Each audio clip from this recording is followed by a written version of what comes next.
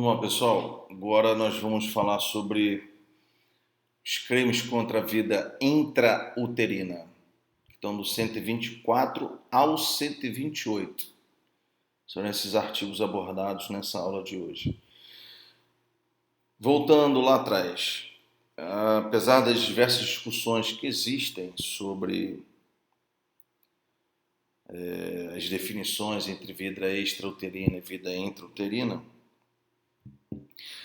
nós vamos pelo posicionamento majoritário. Vida intrauterina, ela inicia a partir da anidação, que é quando o óvulo fecundado acopla no útero da mulher, até o início do trabalho de parto, certo? Isso é considerado vida intrauterina. Eu não vou do momento em que o espermatozoide fecunda o óvulo, também não existe daquele momento em que ele está saindo do ovário, passando pelas trompas. Então, eu só tenho a definição de vida intrauterina quando esse óvulo, ele fecundado, ele sai do ovário, entra no útero e se acopla na parede do útero e começa a multiplicar as suas células, a partir da anidação. Aí é que dá o início à vida intrauterina, ela terminando até o início do trabalho de parto, certo? Desse momento até o início do trabalho de parto, com o rompimento da bolsa e as contrações, desse momento até aqui nós temos classificado a vida intrauterina. O artigo 124, 25 e 26, eles são os crimes contra a vida intrauterina. O 127 são causas de aumento de pena, certo? E uma qualificadora, no final, a gente vai abordar sobre isso. E o 128 são normas permissivas, específicas dos crimes contra a vida intrauterina. Nós vimos normas permissivas lá atrás, no penal 1, onde nós tínhamos as normas permissivas de maneira geral.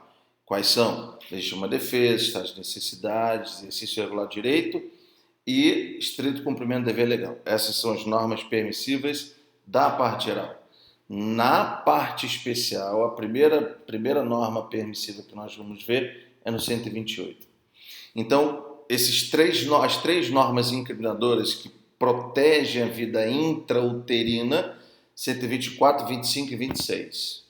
O 127, ela vai ter uma causa de aumento de pena e uma qualificadora, e no 128 são normas permissivas relacionadas aos crimes contra a vida intrauterina.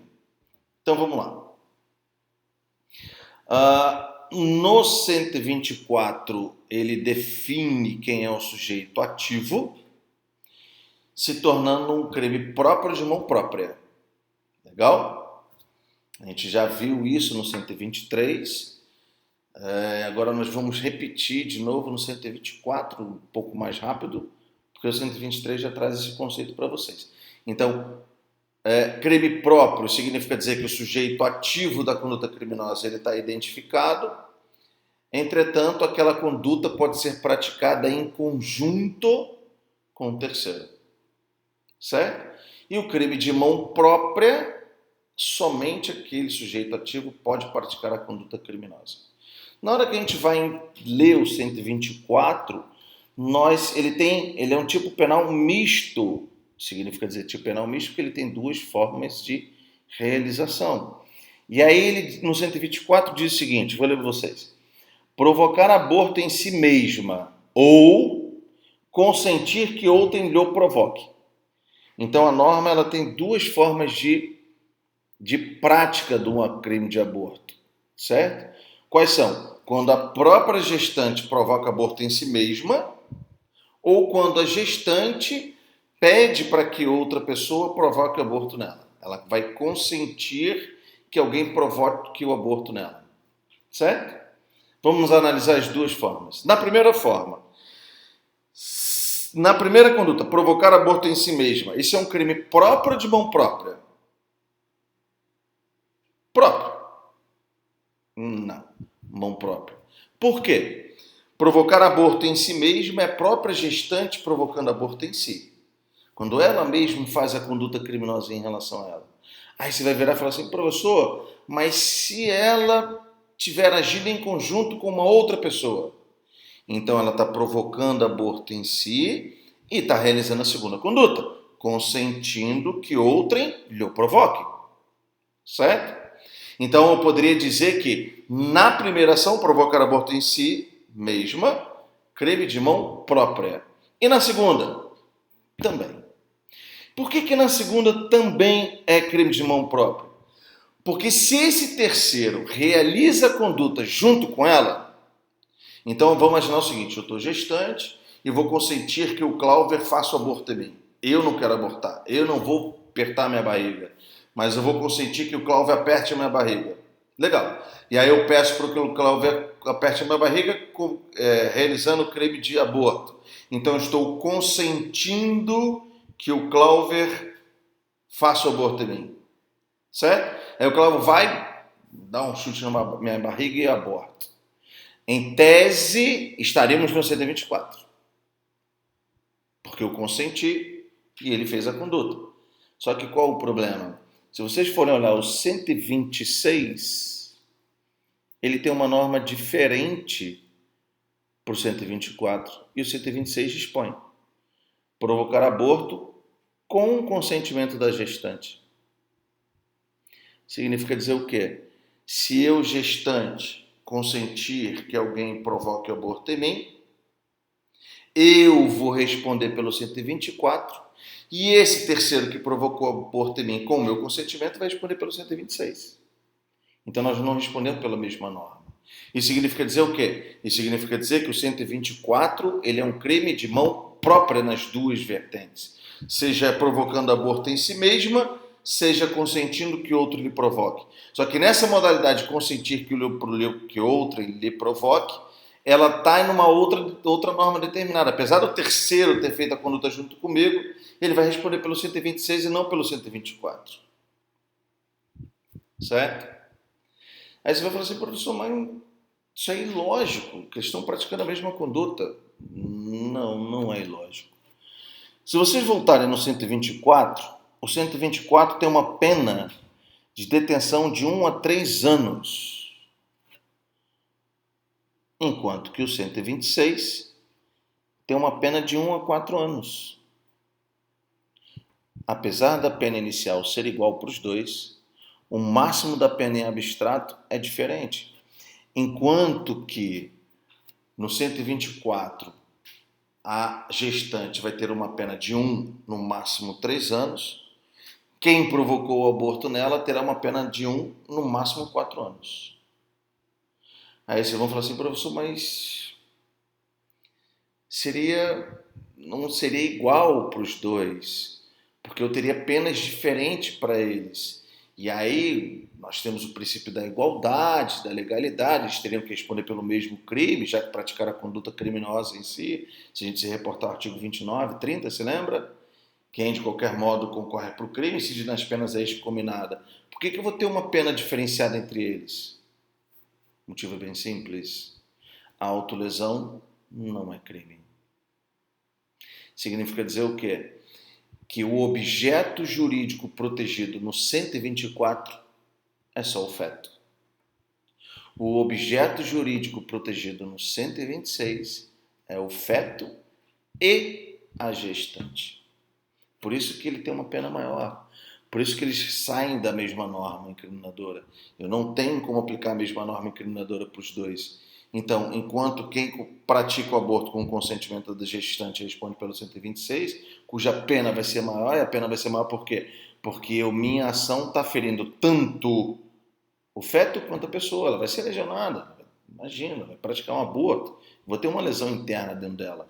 Então, consequentemente, eu estou com essa característica. Eu também tenho que ser responsabilizado por isso. E a forma que o legislador fez isso foi exatamente aplicando uma pena mais grave para aquele que pratica o aborto com o consentimento da gestante. Isso significa dizer o quê? Isso significa dizer que no 124 ele é classificado como um crime de mão própria, mesmo que a gestante pratique aquela conduta em conjunto com alguém, somente ela vai responder pelo 124, enquanto que outros que fizerem isso vão responder pelo 126. E qual a diferença do 125 para o 126? A diferença entre eles é que no 125 é sem consentimento, no 126 é com consentimento. Então, se eu pratico o aborto em alguém sem o consentimento dela, matando uma vida intrauterina, eu vou responder pelo 125. Eu não vou para o crime de homicídio, tá? Eu vou responder pelo 125, que é o crime sem consentimento, cuja pena é de reclusão de 3 a 10 anos. Agora, se eu fizer isso com o consentimento, aí eu vou para o 126, cuja pena é de 1 a 4 anos. Veja que você tem a proteção das normas, né, em relação ao feto e em relação à própria gestante também, já que no 125 o sujeito passivo é o feto e a gestante. No 126 também é o feto e a gestante, mas a pena é bem menor. Por que a pena é bem menor? Porque, de certa forma, a gestante consentiu para que isso fosse praticado. Por isso que o legislador meio que equipara o 124, que é o consentir que o outro lhe provoca, quando a gestante consente. Entretanto, ele dá uma dosimetria de pena maior, dá uma pena abstrata mais severa, porque ele, de certa forma, ele precisa fazer uma distinção entre os dois, já que no 124 seria uma autolesão, e a autolesão não é considerada como crime. Já no 126, não, a lesão foi praticada por terceiro.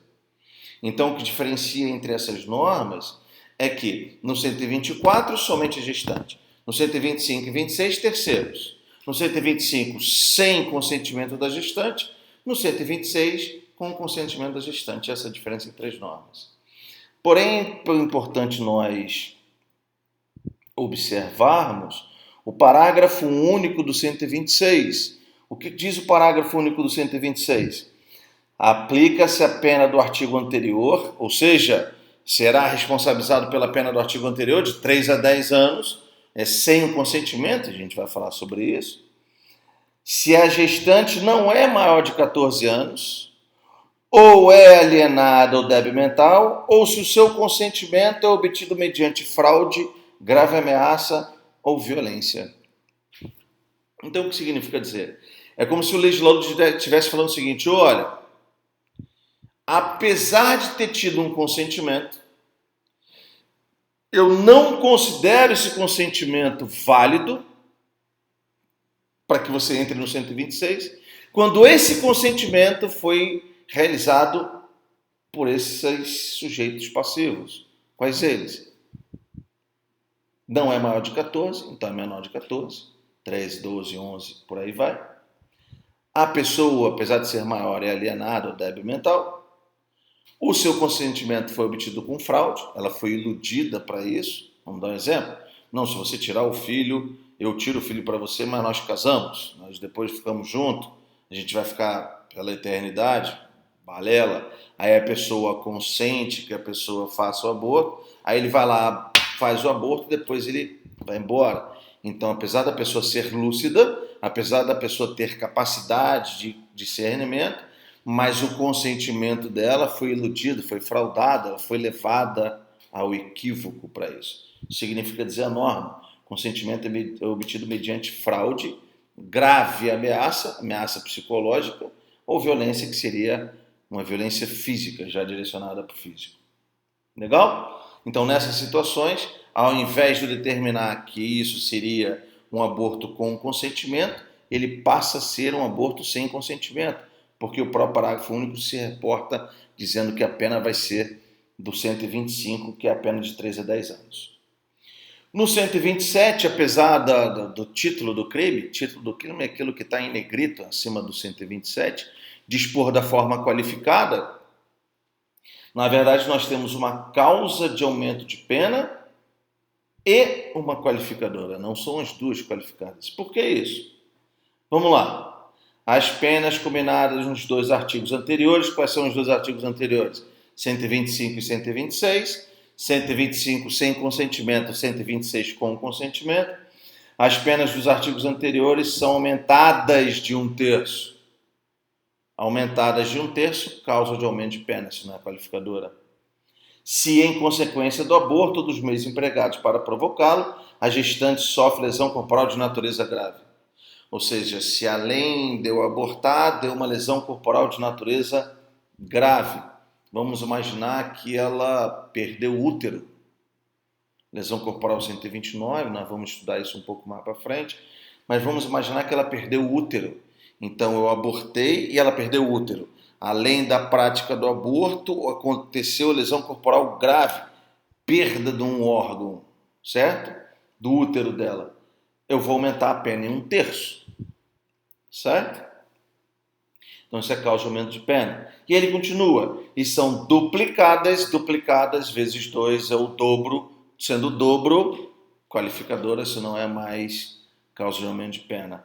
Então será o dobro se por qualquer dessas causas lhe sobrevém a morte. Então vamos imaginar sem o consentimento ou com o consentimento, certo? O agente, ao praticar o aborto, ele também mata a gestante. E aí a pena dele será aplicada em dobro. Em dobro do quê? Do 126 ou do 125. A pena é aplicada em dobro. Então, apesar do 127 falar o seguinte, forma qualificada, temos que tomar atenção. Forma qualificada somente se sobrevier a morte. Ela é duplicada, é qualificadora. Agora, se houver lesão corporal de natureza grave, aí, consequentemente, a pena é aumentada de 1/3. Isso não é qualificador, isso é causa de aumento de pena. Então, é basicamente leitura da norma incriminadora. Já no 128, como eu falei mais cedo para vocês, isso é uma norma permissiva específica dos crimes contra a vida intrauterina, certo? E ele diz o seguinte, ele tem 2 definições ali, tá? Vou ler para vocês e depois vou explicar para vocês. Não se pune o aborto praticado por médico. Paro por aqui. Apesar da norma dizer não se pune, que seria uma causa de extinção de punibilidade, pela norma, pelo entendimento doutrinário e jurisprudencial, isso não é causa de extinção da punibilidade, sim norma permissiva. Então, uma norma que exclui ilicitude do agente. Vale dizer, ela será analisada dentro da anjuricidade. Se lembra? Crime, fato típico anjurídico, norma permissiva. Ela possui a capacidade de excluir a ilicitude, ou seja, apesar da pessoa ter cometido aquela conduta criminosa, não será considerada como crime se dentro dessas definições legais. Dentro do 128, nós temos 2 tipos de normas permissivas relacionadas ao aborto. O 128, inciso 1, que fala sobre o aborto necessário, e o 128, inciso 2, que fala sobre o aborto humanitário. O aborto necessário, 128.1, ele diz o seguinte, se não há outro meio de salvar a vida da gestante. Por isso que ele é aborto necessário. Antes de ter seu comentário, não se esqueçam que a norma, ela determinou o seguinte, não se pune o aborto praticado por médico. Então, só vai estar caracterizado a norma permissiva se a conduta for praticada por médico. Legal? Então, vamos lá. Se não há outro meio de salvar a vida da gestante, aborto necessário. Vamos imaginar que a pessoa sofreu um acidente de carro, foi para o hospital. E aí ela chegou lá no hospital, ela está grávida, certo? E aí, pelas lesões que aconteceram nela, o feto dela vai matar ela, ela não pode ficar mais grávida. E o médico opta por retirar o feto, independente se com ou sem consentimento da gestante. Ele decide matar o feto para sobreviver, salvar a vida da gestante. Então ele pratica o aborto necessário. O médico fez isso. Se não há outro meio de salvar a vida da gestante. Por isso que o médico não responderá por crime de aborto se ele retirou o feto para salvar a vida da gestante, ele não tinha outra forma de salvar a não ser tirando o feto de dentro da gestante. Esse é o denominado aborto necessário. No segundo, que ele vem sobre aborto humanitário, e a classificação do aborto humanitário por questões de humanidade, por questões de preservação da dignidade da pessoa humana, ele prevê a segunda hipótese, que é o 128, inciso 2. E aí eu vou ler para vocês. Se a gravidez resulta de estupro e o aborto é precedido de consentimento da gestante, ou quando a gestante for incapaz, esse consentimento for pelo seu representante legal. Legal. Então o que a norma está dizendo? Bem, uma pessoa foi estuprada e ficou grávida.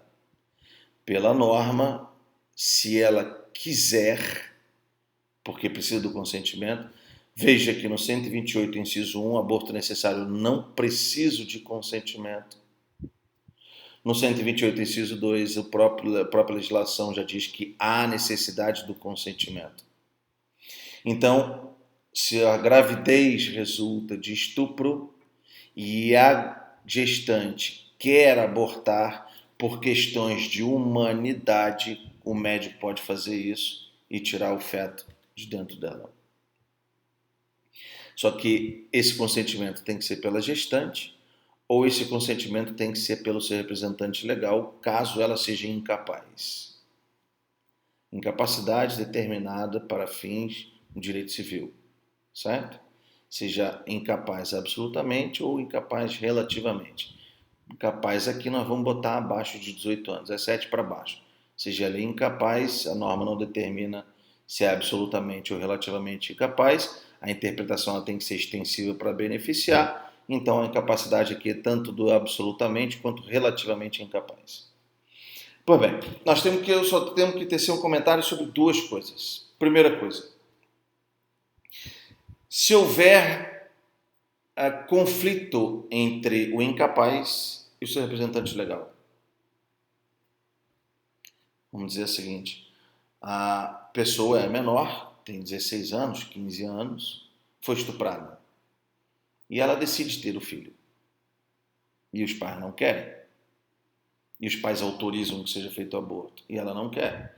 Então eu tenho um conflito entre a gestante, que é incapaz, e a decisão dos seus pais, dos seus representantes legais, que são capazes, e nesse caso eles estão optando para a retirada do filho.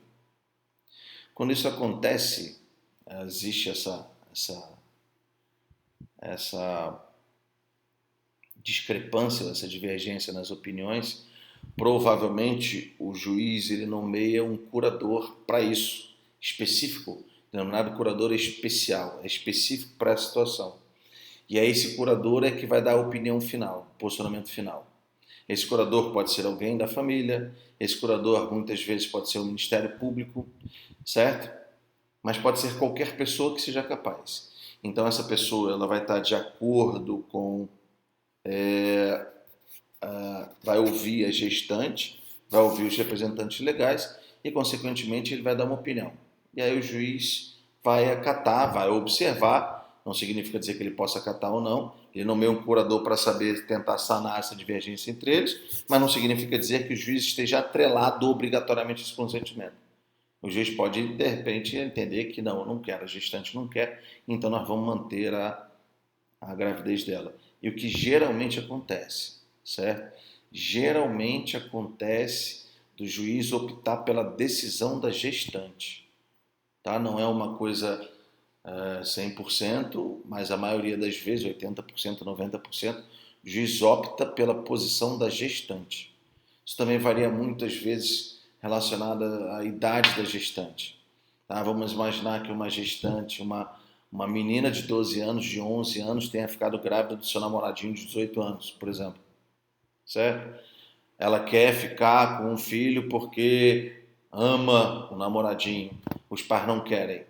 Nesse caso, provavelmente, talvez o juiz não vai observar, ou não vai aceitar, ou não vai acatar o não consentimento da gestante. Ele vai optar pelo consentimento do seu representante legal e, consequentemente, tirar o feto pela questão dela ser bem, ter uma idade bem nova. Isso pode atrapalhar muito ela.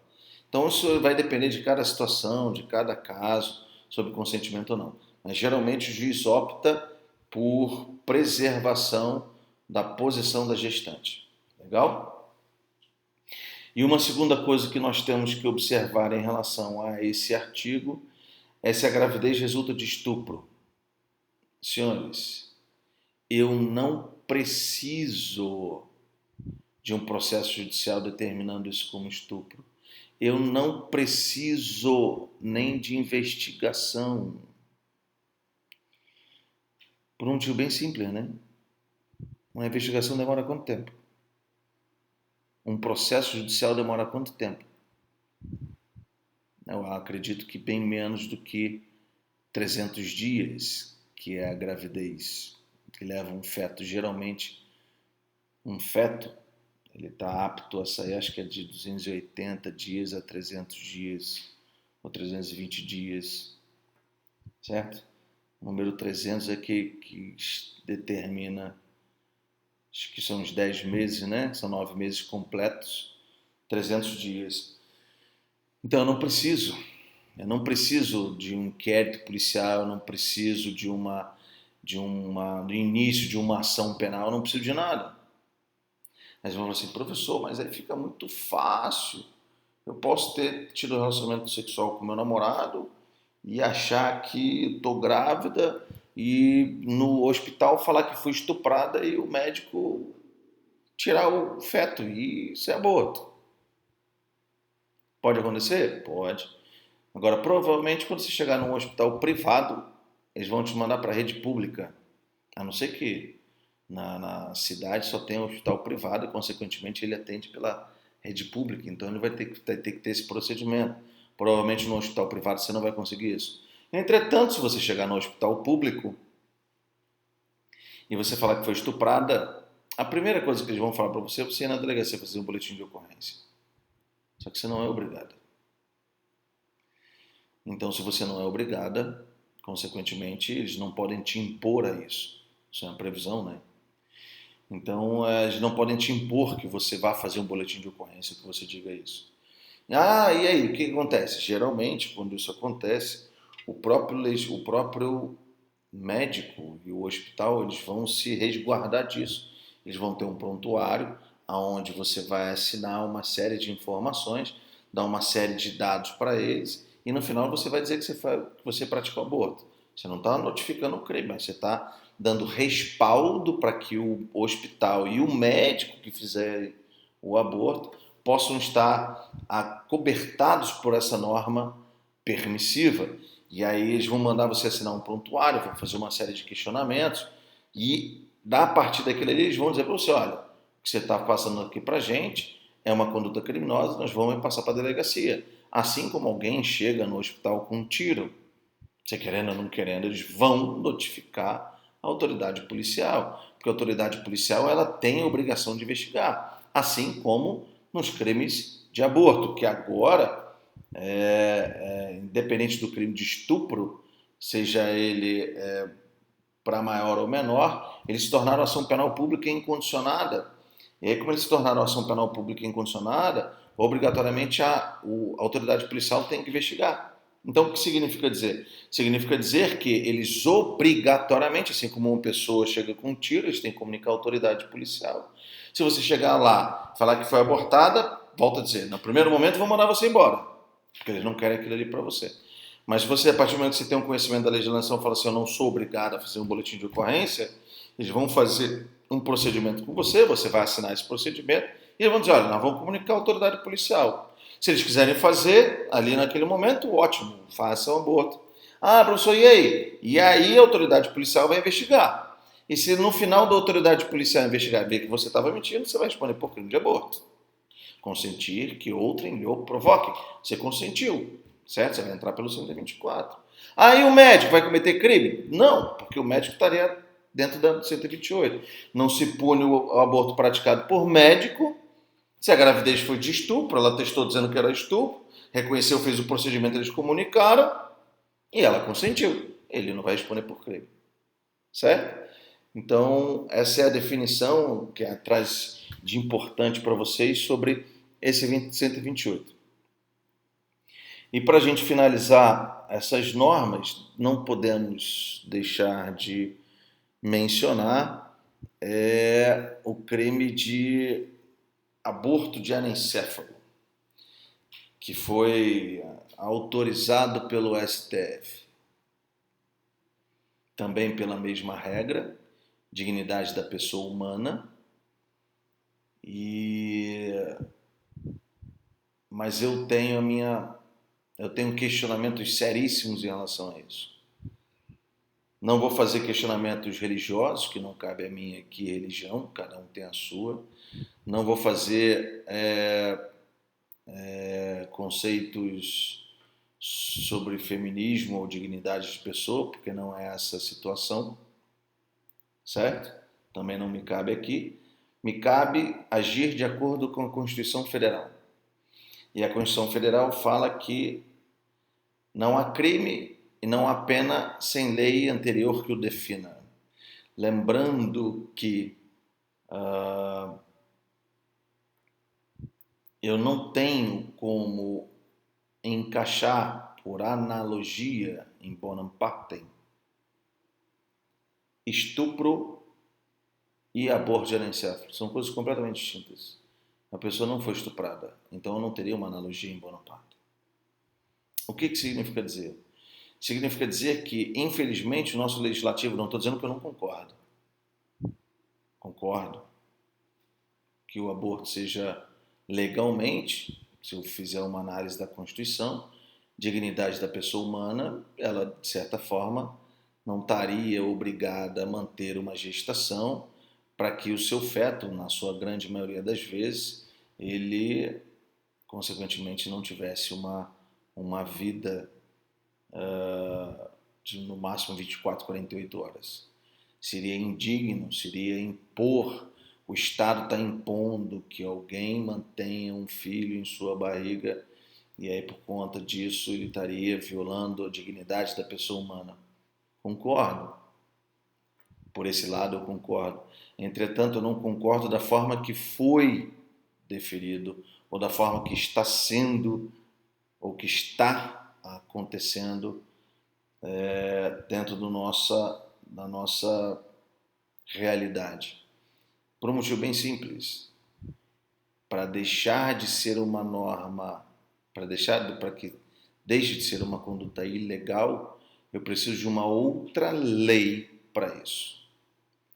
E eu não posso admitir que o STF, por intermédio de uma interpretação jurisprudencial, diga que é cabível uma norma permissiva não prevista em lei, destruindo uma norma incriminadora ou retirando a ilicitude de uma norma incriminadora. Está errado. O o Judiciário, ele não legisla. O Judiciário, ele julga, ele não legisla. O importante seria que essa independência dos poderes seria a movimentação do legislativo para criar essa norma. E não eu agora estar numa realidade que isso acontece há mais de uma década, onde o legislativo até agora não se manifestou sobre isso. E aí eu estou aplicando, não é uma norma permissiva, porque não é norma, não é lei, eu estou aplicando uma decisão do Supremo Tribunal Federal de forma a beneficiar uma conduta criminosa. Isso é surreal, isso não é lei. Estado democrático de direito, tem que ter uma lei em relação a isso. Cabe apenas ao legislativo a isso. Volto a dizer, não estou dizendo que o STF não tem a capacidade de fazer essa análise. Uma coisa é autorizar para 1, 2, 3. A outra coisa é autorizar eu fazer dessa decisão como se fosse uma norma, como se fosse uma lei aonde eu posso aplicar. Isso não existe. Isso é, na minha concepção, isso é surreal. Mas, enfim, nosso velho e bom Brasil, né? Então, o aborto de anencéfalo já começa com sua nomenclatura errada, porque anencéfalo é sem cérebro, e sem cérebro não tem vida. Então, não haveria crime de aborto se o feto não tivesse cérebro. A primeira coisa que está errada é essa. Mas, enfim, no aborto de anencéfalo, que é aquela má formação do cérebro, O cérebro da criança ele está fora da caixa craniana, certo? Então ele estaria fora da caixa craniana. Segundo o STF, é permitido o aborto nesse caso, quando o cérebro está fora da caixa craniana, ainda no útero da mulher. Entretanto, eles pedem que seja feita uma perícia.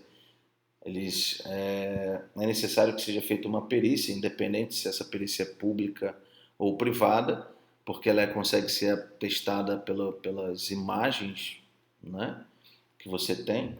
Então, você, através das imagens que você vai fazer na sua gravidez preventiva, não esqueci agora o nome, mas enfim, você vai, no momento que você observa nas imagens que o cérebro está fora da cabeça, há uma má formação do cérebro, você, com base nisso, você pode abortar o seu feto, independente de processo judicial. Independente de nada, basta você levar para o médico de posse daquilo ali, daquelas imagens, ele retira o feto, e aí, consequentemente, lógico, tem que ter, todas as pessoas que morrem precisam de um procedimento, esse procedimento vai ser comunicado. O Ministério Público, de certa forma, também teria, né? Muitas vezes também deixa a desejar, teria que investigar se realmente todas as situações estariam enquadradas, mas não há necessidade de um processo judicial. Hoje em dia, muitas vezes você só precisa chegar com aquilo ali no hospital, principalmente público, privado, ele ainda vai pedir que você tenha, mas você entra com uma ação e é bem simples, é bem rápida. O Ministério Público defere de imediato, entra com tutela antecipada, pedido de tutela liminar, que eles automaticamente autorizam. Então não é muito difícil, basta que eu comprove a má formação do cérebro, e essa má formação somente, tá? Porque o STF julgou há pouco tempo que não caberia a possibilidade daqueles seres que o cérebro é pequeno, tem diminuído, não é isso? Então, somente quando o cérebro está fora da caixa craniana, sendo também caracterizado com uma norma permissiva. Entretanto, não é norma, porque é uma decisão do Supremo Tribunal Federal, mas eles não configuram a conduta criminosa como sendo ilícita diante do posicionamento do Supremo Tribunal Federal. Um abraço a vocês.